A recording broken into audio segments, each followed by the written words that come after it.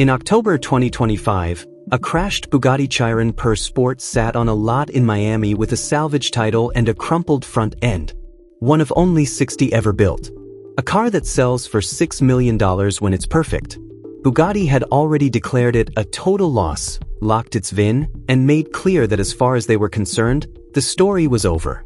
Then Matt Armstrong bought it. And now, reportedly, Netflix wants to write a $30 million check to tell the world what happened next. Before we get into whether that deal is real, what it means, and what Bugatti stands to lose, let's go back to the beginning. Because to understand why a streaming giant with 280 million subscribers is allegedly circling this story, you need to understand just how extraordinary this saga has been from day one. The Chiron Per Sport is not just any Bugatti. It is one of 60 cars in the entire world, the kind of machine that makes billionaires stop mid-sentence. This particular one had been driven by Miami-based content creator Alex Gonzalez, known online as FX Alex, into a collision serious enough to deploy the airbags, destroy the headlights, and collapse the entire front end. Bugatti sent an expert from their Molsheim factory to assess the damage. The verdict? Write it off. Their repair quote came back at $1.7 million, just to return it to factory condition. When Gonzalez declined, Bugatti did something that sent shockwaves through the automotive world. They locked the VIN. For anyone unfamiliar with what that means, Bugatti contacted every dealership and parts supplier in their global network and essentially said, if someone asks for parts for this car, refuse them. Not a component. Not a sensor. Nothing. The car was sent to Copart. Bugatti considered the matter closed. What they didn't account for, Gonzalez bought his own car back from auction for approximately $1.9 million. And then he called Matt Armstrong. Matt Armstrong is not just a car enthusiast with a YouTube channel. He's a man who has built nearly 10 million combined subscribers by doing the one thing the luxury car industry has always assumed ordinary people cannot do, taking the most expensive, most complex, most engineered to destruction machinery in the world and bringing it back from the dead. BMW, Lamborghini, Rolls-Royce, Maserati, he's disassembled and rebuilt all of them. He learned his trade working alongside his father in a garage in Leicester. He turned that education into almost 1 billion views across his channels. But a Bugatti Chiron Per Sport was something else entirely. The W16 engine, 16 cylinders, 4 turbochargers, a cooling system of near-industrial complexity, is a masterpiece of engineering that only a handful of people on Earth fully understand.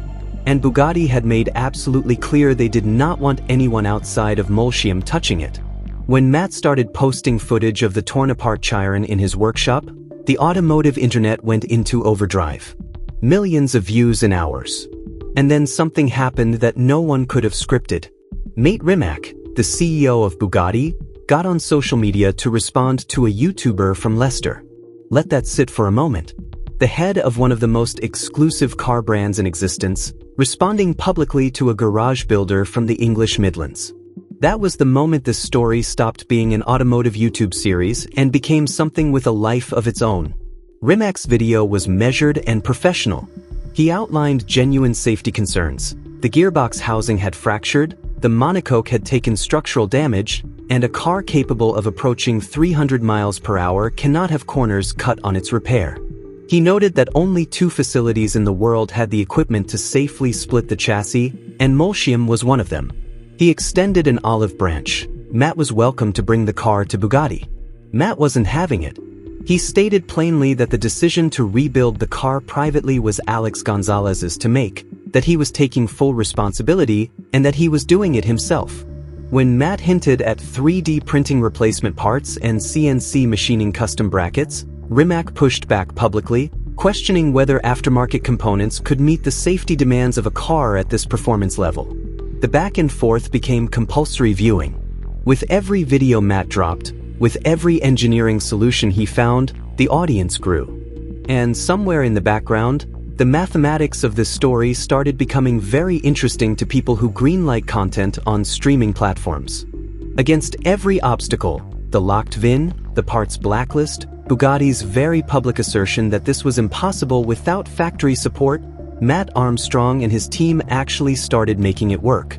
The coolant system, The fuel system, the intercooler, the ECU, all of it had to come back online simultaneously for the car to so much as idle. The engine had been run without coolant at some point, which for almost any other car would mean catastrophic internal damage. For a W16, it should have been a funeral. It wasn't. The engine survived. Then came the transmission, arguably the most complex and expensive single component in the entire car. Rimac had stated that splitting the Chiron's chassis to access the gearbox required equipment essentially only Bugatti possessed. Matt's response was to disconnect every battery terminal, coolant line, and electrical loom, locate every fastener, and separate the front tub from the rear drivetrain frame with fabricated tools and, reportedly, considerable patience. When the car split open, it revealed two enormous tears in the transmission mounts. The kind of damage professional engineers would look at and call terminal. Matt got the 3D scanner out. The damaged bracket was scanned, converted to a CAD model, and CNC machined into an entirely new replacement, potentially stronger than the original. The exhaust went to Valvetronic for a custom system. Radiators were fabricated from scratch. Even the interior airbag sensors, sourced from an Audi A3, found a home inside a $6 million French hypercar. And then Bugatti blinked. Faced with mounting public pressure, Gonzalez's very public threat to simply manufacture every part he needed, and the global narrative firmly framing them as the villains, Bugatti quietly lifted the parts blacklist and reduced their repair estimates. The manufacturer that had declared this project impossible began making it slightly less impossible. Then the car started. The W16 fired up.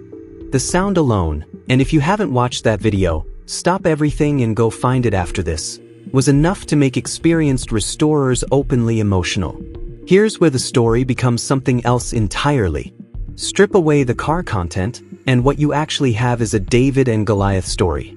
A working-class kid from Leicester, trained by his father, going head-to-head with one of the most elite brands in the world and winning. Not surviving, winning. It's also the most cinematic version of a right-to-repair argument that has ever existed. A consumer legally purchasing a vehicle, being denied parts by its manufacturer, being publicly contradicted by the company's CEO, and then rebuilding the car anyway. The right-to-repair movement has been gaining momentum for years across industries: tractors, smartphones, medical equipment. Matt Armstrong's Bugatti project is that argument made visceral, expensive, and impossible to ignore. Netflix understood before almost anyone else that the right story, told to the right audience, can make millions of people care passionately about something they'd never previously considered. They did it with Formula One. They've done it with sports dynasties, corporate scandals, and cold cases.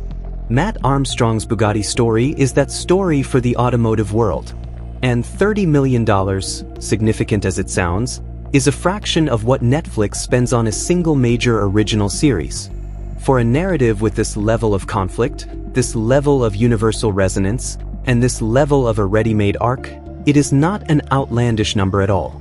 Bugatti's entire value proposition rests on something intangible. It is not just the engineering. Ferrari engineers beautifully, Koenigsegg pushes performance further, Pagani builds rolling works of art. What Bugatti sells, above all of that, is an idea. The idea that their cars exist beyond ordinary understanding, beyond ordinary ownership, beyond the reach of anyone not personally admitted into their world. The VIN lock, the parts refusal, the CEO's public response, all of it was an attempt to control a narrative. To reinforce the belief that a Bugatti is not a machine to be understood and repaired independently. It is a sacred object that exists only in relationship with the factory. Matt Armstrong threatened that narrative on YouTube in front of millions of automotive enthusiasts.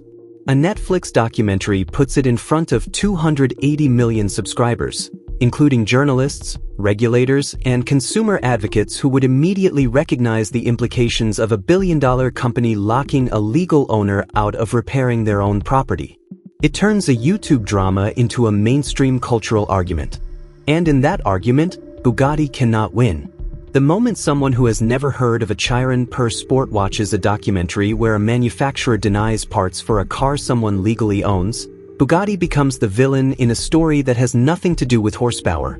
Matt Armstrong has a Bugatti Chiron per sport, one of 60 ever built, that a manufacturer declared impossible to rebuild. His team fired it up in a private workshop in Leicester. He has, in the language of Hollywood, a complete arc. Whether the Netflix deal is confirmed or represents the logical chapter this story is building toward, one thing is beyond dispute.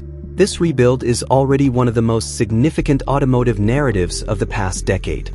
And the conversation it has started, about right to repair, about brand control, about the relationship between manufacturers and the people who legally own their products, is nowhere near finished.